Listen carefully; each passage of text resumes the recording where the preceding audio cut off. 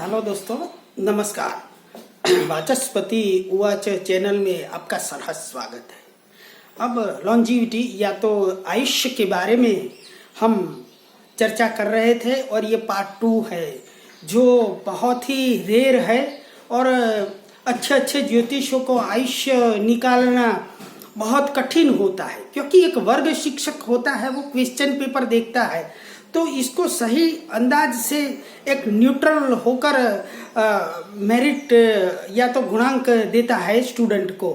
जैसे कि कोई कोर्ट में जज हो, दोनों वकील को सुन के उसको बैलेंस रख के न्यूट्रल होके पूरा जज करके केस का सही फैसला सुनाता है, वैसे ही यहाँ पे हर एक ग्रह का मूल्यांकन करके इसका इंक्रीजिंग एंड डिस्क्रीजिंग सब ग्रहों का करना पड़ता है और इसमें बहुत जजमेंट लेना कठिन है। और यही वजह से अच्छे ज्योतिषी भी सही आयुष्य निकालने में माहिर नहीं होते हैं और अपना मुंह फेर लेते हैं आयुष्य के बारे में। और यही तो नवमास की मदद से कर रहा है, तो एकदम सटीक मेथड है। तो अब आगे देखते हैं कि जो हमारे सामने ये बैलेंस आया था, ट्रिपल और डबल जो ग्रह थे उनको कर देने के बाद जैसे कि सूर्य और लग्न का हमने हरण नहीं किया था, बाकी के ग्रहों का डबल और ट्रिपल किया था। और इसके बाद जो तालिका आएगी वो इसी प्रकार आएगी। लग्न का तो वैसे ही रहा, 2 ईयर्स 2 मंथ्स और 17 दिन। सूर्य का तो वही था, 7 ईयर 11 मंथ्स एंड 12 डे।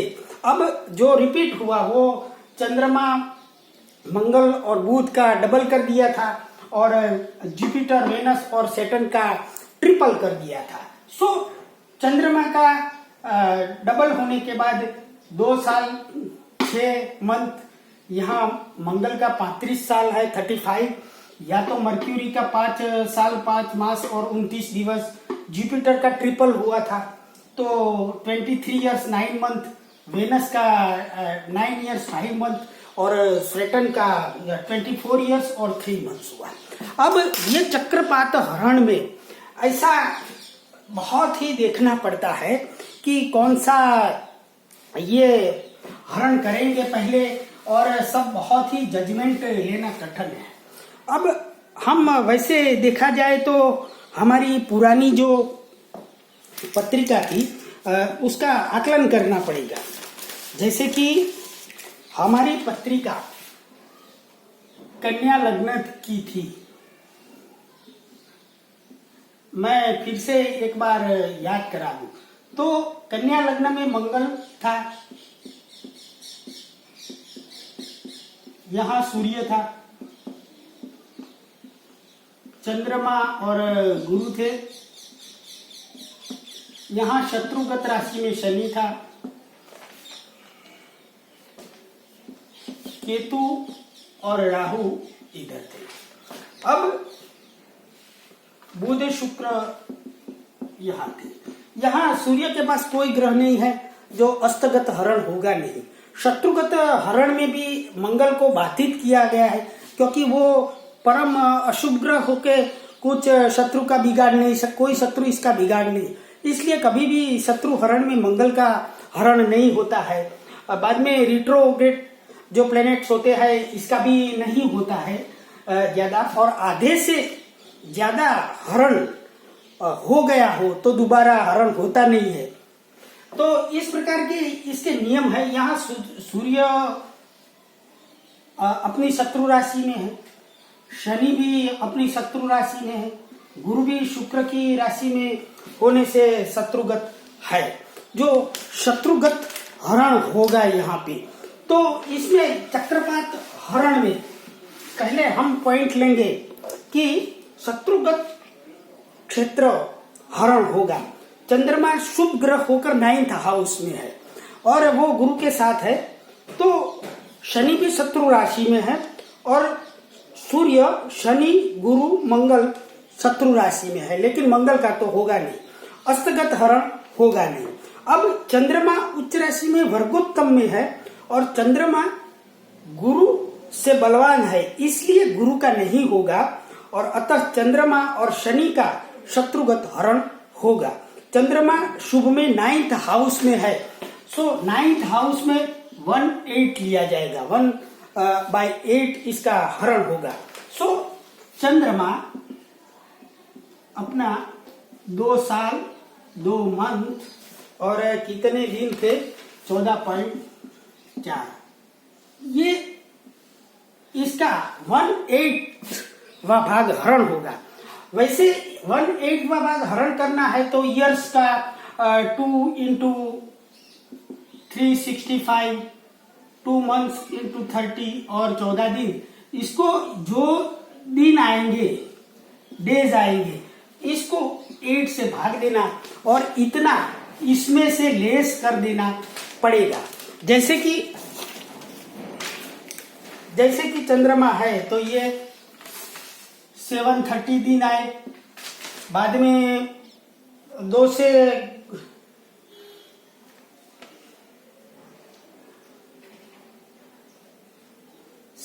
बराबर, तो टोटल आएगा हमारा 924 दिन डिवाइडेड बाय 8, तो इतना हमारा हरण होगा। इस प्रकार चंद्रमा का कुल मिलाकर अष्टांगत हरण 1/8वां भाग हरण होगा और इसके बाद जो आएगा वो ही दिन माना जाएगा।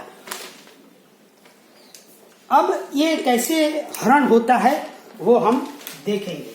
तो चंद्रमा 2, 6, 14.4 इतना ईयर्स, मंथ्स और डेज थे, तो 1/8 इसका हरण हुआ। तो इसके बाद 2 मंथ, 2 मास और 20.1 डेज इसका फाइनल ये चंद्रमा का हरण होके आया। अब हम 11th हाउस में सैटर्न है, सो सैटर्न का हम हरण करेंगे। जैसे कि इसके 24, 3 और 7.2 डेज है, तो इसका आधा करो तो 12 साल के करीब आएगा। ये 1 मंथ आएगा और 18.6 ऐसा इसका फाइनल सैटर्न का ये आएगा। इसी प्रकार हमने चंद्रमा और शनि का हरण किया। अब आगे देखेंगे तो शत्रुगत हरण में सूर्य और गुरु भी शत्रु क्षेत्री है और शनि वक्री है, अतः मंगल भी का नहीं होगा। सो सूर्य और गुरु इसका 1/3 शत्रुगत हरण होगा। तो सन और जुपिटर इसका शत्रुगत हरण 1/3 होगा। तो सन तो आपको मालूम है 7 ईयर 11 मंथ्स एंड 12 डेज है, और ये जुपिटर का 23, 9 और 14 दिन है। तो अब इसका 1/3 हरण होगा और इसके बाद फाइनल सन और जुपिटर, तो इसका जो अमाउंट आएगा वो 5 years 3 months एंड 18, और ये 1/3 का 15 years 10 months एंड 9। ये हरण करने के बाद हमारा दूसरी बार एक बार हमारी जो सभी ग्रहों की तालिका थी, इसका नई तालिका बनेगी और ये सबका जैसे चंद्रमा और शनि का लिया और सूर्य और जुपिटर का लिया हरण, वो मॉडिफाई करना या तो सुधार करना पड़ेगा और बाद में ये एक नई तालिका बनेगी जो इस प्रकार होगी। सन तो 5 साल 3 मंथ्स और 18 डेज, बाद में मून तो 2 साल 2 मंथ और 20 मार्च, तो वो तो वही रहेगा 35 साल 0 मंथ और 9.2। ये ज्यादा है, बहुत ही ज्यादा है। मर्क्यूरी, इसका हरण करना पड़ेगा। मर्क्यूरी 5 साल 5 मंथ और 19.2 डेज। बाद में जुपिटर का अभी किया और मॉडिफाई हुआ 15 साल 10 दिन और 9.6। बाद में Venus 9 years 5 months and 6.6। Saturn तो इसके 12 साल 1 और 18.6। और लग्न का तो यही प्रकार रहेगा 2 2 और ये टोटल मिलाएंगे आप तो 87 years 7 days 7 months and 5 days something 1 hour जैसा होगा। अब इसका भी आगे हमको ये हरण बुद्धि से करना पड़ेगा समझ में कि ये इतने साल नहीं हो सकते हैं, यहाँ भी कुछ ज्यादा है, यहाँ भी जुपिटर का भी कुछ ज्यादा है। तो आगे जाकर ये ग्रहों के प्लेसिंग पर हरण होगा और वो सप्तम स्थान जो मारक है इससे इसकी डिग्रिकल पोजीशन देख के इसका हरण करना पड़ेगा, ऐसा मुझे लगता है। तब फाइनल टोटल हमें मिलेगा।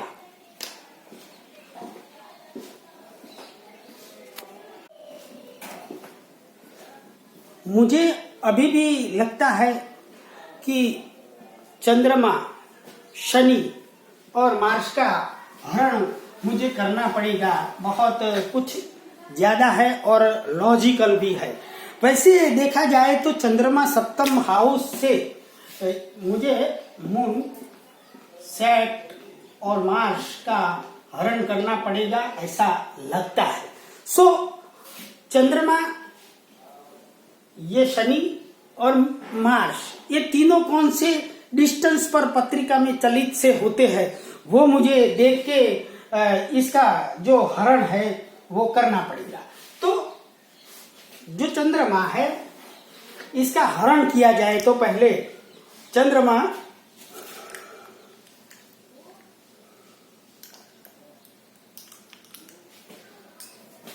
चंद्रमा 56.51 डिग्री है। Moon is there.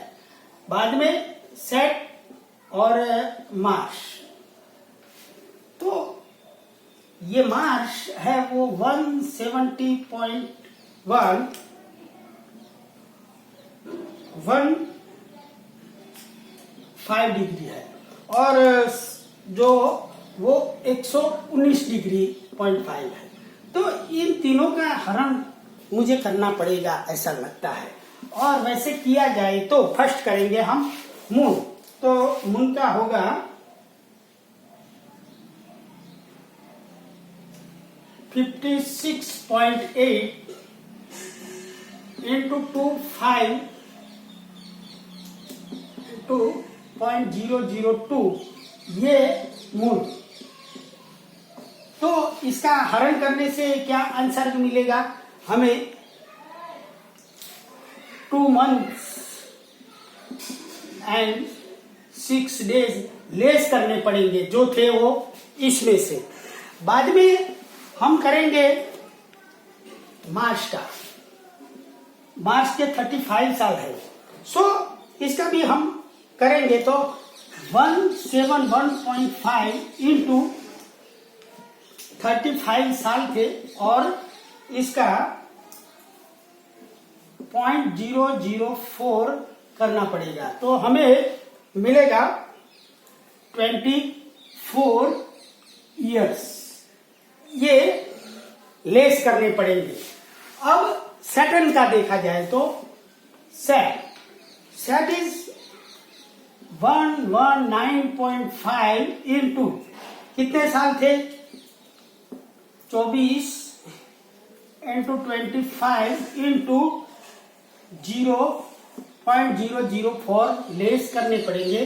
सो हमें 11 years एंड 7 months रिजल्ट आएगा। अब सभी पत्रिकाओं का मॉडिफाइंग करके एक नई तालिका लास्ट में आयुष्य की आएगी, जो हमारा लॉन्जिविटी या तो आयुष्य होगा वो कंफर्म होगा, ये कह सकते हैं। अब फाइनल स्टेज पर हमारा ये इक्वेशन है वो आ गया, क्योंकि अस्तगत हरण तो होगा ही नहीं, इसलिए सभी ग्रहों को मिला के हम इनका सभी टोटल करेंगे जो आयुष्य फाइनल आएगा। तो ये 5 years 3 months एंड 18 days है।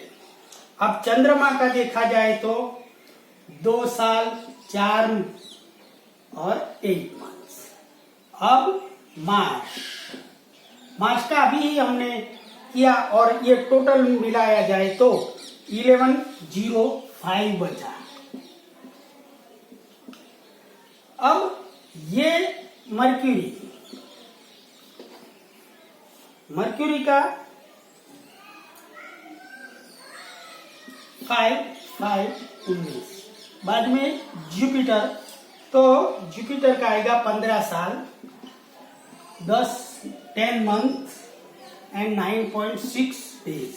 बाद में वेनस आएगा तो 956.8 days। बाद में सैटर्न आएगा, सैटर्न का 12 साल 8 महीने 8 months एंड 7।